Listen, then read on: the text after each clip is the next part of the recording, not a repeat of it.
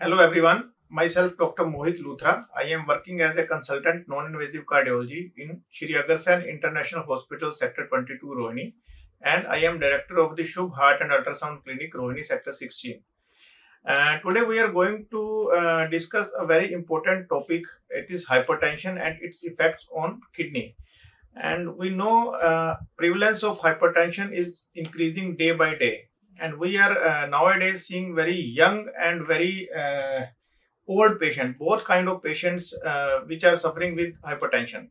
Now let us see what hypertension can do and how it affects on our kidney and how we can prevent these side effects of hypertension. आज हम इस चर्चा को करेंगे कि hypertension का गुर्दे की कार्य प्रणाली पर क्या प्रभाव पड़ेगा और इसकी रोकथाम कैसे की जाती है। भारत में सीकेडी के मामले बढ़ रहे हैं और एंड स्टेज रीनल डिजीज के मामले की दर 229 प्रति मिलियन जनसंख्या है। International society of nephrology kidney disease data centre के हाल के अनुमानों के अनुसार भारत में सीकेडी की विद्यमता 16.8% है। इट मीन्स कि जिन लोगों को हाइपरटेंशन होती है उनमें से लगभग 17% लोग किडनी की डिजीज से सफर करते हैं इन देयर लाइफ। आइए अब सबसे पहले यह समझें कि ब्लड प्रेशर है क्या। हर बार जब दिल धड़कता है तब ये रक्त वाहिनियों में रक्त पंप करता है। ये रक्त वाहिनी की दीवारों पर दबाव निर्मित करता है, इसे ब्लड प्रेशर कहा जाता है। सामान्य रूप से स्वस्थ व्यक्ति में दिन भर ये बढ़ता और घटता रहता है, लेकिन जब ब्लड प्रेशर लंबे समय तक हाई होता है, उसका उपचार नहीं किया जाता है, तो इसके कारण स्वास्थ्य से जुड़ी गंभीर समस्याएं हो सकती हैं। सामान्य रूप से ब्लड प्रेशर में लगातार सामान्य ब्लड प्रेशर की तुलना में वृद्धि होना, इसी को ही हाइपरटेंशन के रूप में जाना जाता है। अब हम किडनी की कार्य प्रणाली पर आते हैं। हमारे पास दो किडनीज होती हैं और हर किडनी एक मुट्ठी के आकार की होती है। उनका मुख्य काम आपके रक्त को फिल्टर करना है। वे कचरा और अतिरिक्त पानी को निकालती हैं जो कि पेशाब बन जाता है। वे शरीर के रसायनों को भी संतुलित रखती हैं, ब्लड प्रेशर को नियंत्रित रखने में मदद करती हैं और हार्मोन्स भी बनाती हैं।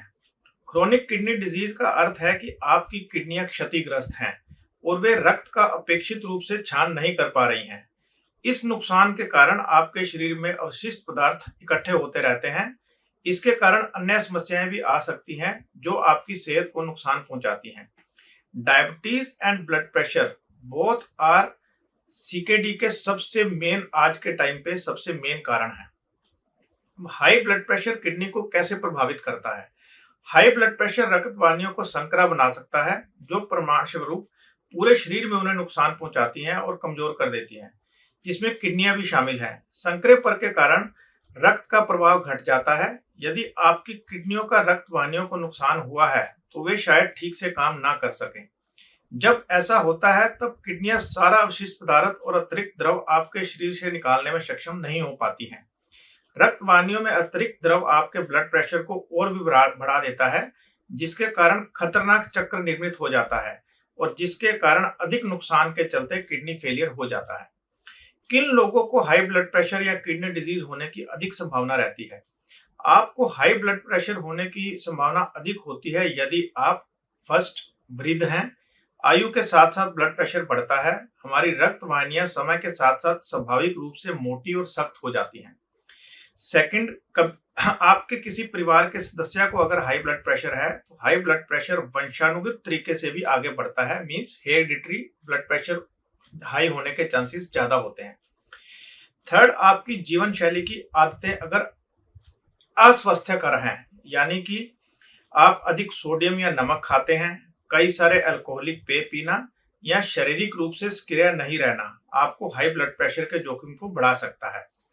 हाई ब्लड प्रेशर के अलावा अन्य कारक जो आपकी किडनी डिजीज के जोखिम को बढ़ाते हैं वे है डायबिटीज और किडनी फेलियर का फैमिली हिस्ट्री या पारिवारिक इतिहास।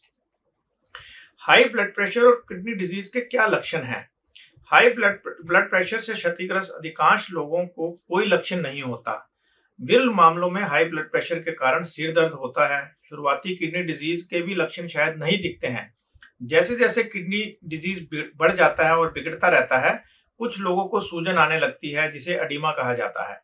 एडिमा टांगों पर, पैरों पर, टखनों पर या बहुत कम बार ऐसा होता है कि हाथ या चेहरे पर भी सूजन आ जाती है और पेशाब की मात्रा में कमी या पेशाब करने में कठिनाई होने लगती है। हाई ब्लड प्रेशर और किडनी डिजीज का निदान हेल्थ केयर प्रोफेशनल्स कैसे करते हैं? फर्स्ट, हाई ब्लड प्रेशर में ब्लड प्रेशर की जांच सामान्य रूप से आपकी भुजा पर ब्लड प्रेशर कफ का उपयोग करके की जाती है। आप जब भी अपने डॉक्टर के पास या क्लिनिक पर जाते हैं, तब हर बार इसकी जांच करनी चाहिए। आपको घर पर भी अपना ब्लड प्रेशर खुद मापना सिखाया जा सकता है। आप दैनिक ब्लड प्रेशर का रिकॉर्ड रखें और उसे अपने डॉक्टर को हर विजिट पर दिखाइए। स्वस्थ या सामान्य ब्लड प्रेशर 120/80 mmHg होता है।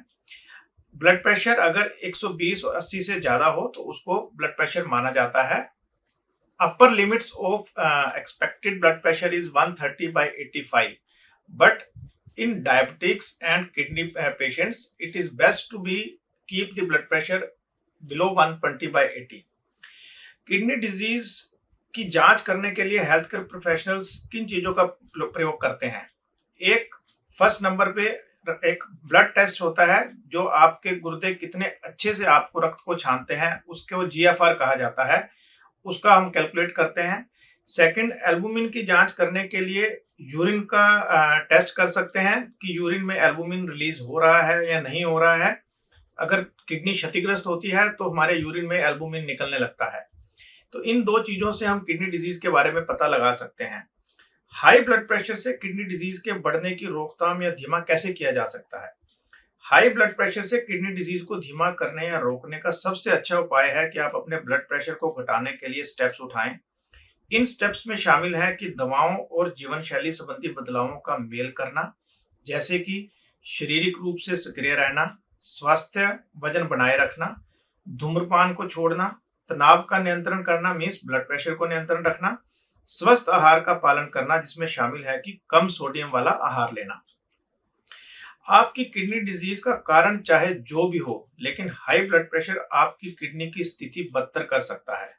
यदि आपको किडनी डिजीज हुआ है तो आपको अपने हेल्थ केयर प्रोफेशनल से अपने व्यक्तिगत ब्लड प्रेशर लक्ष्यों के बारे में बात करनी चाहिए और पूछना चाहिए कि अपने ब्लड प्रेशर की जांच कितनी बार करनी है और कितने अच्छे तरीके से आप इसको कंट्रोल कर सकते हैं और कैसे कर सकते हैं। हाई ब्लड प्रेशर और किडनी डिजीज का उपचार कैसे किया जा सकता है? उसके लिए फर्स्ट नंबर पे दवाएं हैं। दवाएं जो ब्लड प्रेशर को घटाती हैं वे किडनी के रोग को बढ़ना भी उल्लेखनीय रूप से धीमा कर सकती हैं। ब्लड प्रेशर पर घटाने वाली दवाएं जो कि किडनी को भी स्वस्थ रखती हैं, दो प्रकार की होती हैं, जिसको एक एसी इनहिबिटर्स बोलते हैं, एंजियोटेंसिन कन्वर्टिंग एंजाइम इनहिबिटर्स, और एंजियोटेंसिन रिसेप्टर ब्लॉकर्स हैं। कई लोग अपना ब्लड प्रेशर नियंत्रित करने के लिए दो या अधिक दवाओं की जरूरत होती है। एसी इनहिबिटर्स या ARB के अलावा हेल्थ केयर प्रोफेशनल्स डायरेटिक का भी परामर्श दे सकते हैं। ये ऐसी दवा है जो किडनी के रक्त से द्रव निकालने में मदद करती है, या अन्य ब्लड प्रेशर घटाने वाली दवाएं भी यूज की जा सकती हैं जो कि डिफरेंट मेडिसिन हैं।